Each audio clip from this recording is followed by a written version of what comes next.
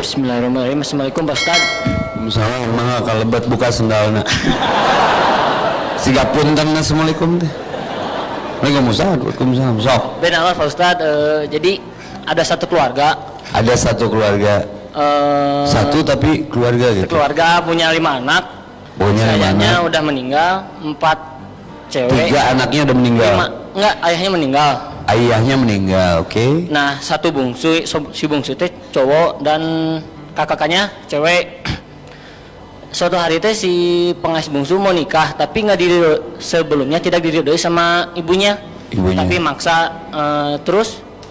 Ini pengais bungsunya, yang mau menikah itu yang pengais bungsu. Terus pas udah nikah, sampai hampir lupa sama ibunya. Apakah itu dosa nggak Pak Ustadz? Siap, tapi udah menikah.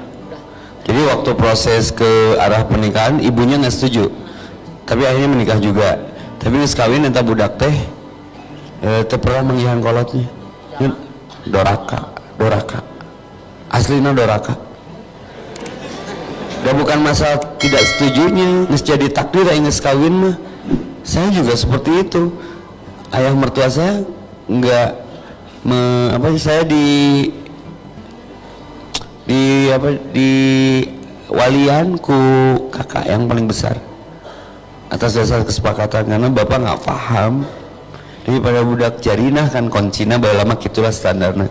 Saya kawinkeun bapak sampai anak saya yang pertama lahir, tapi saya berusaha menemui dan Allah nanti yang melembutkan hatinya.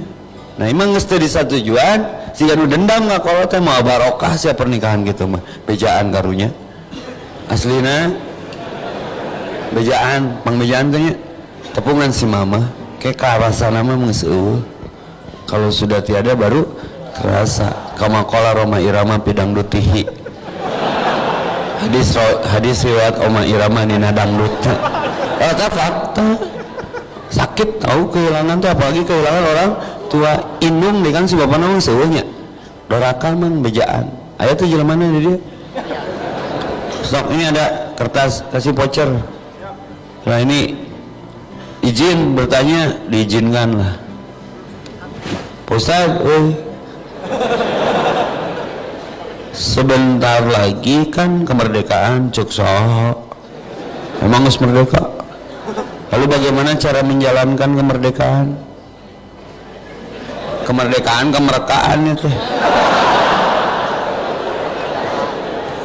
apakah harus gitu?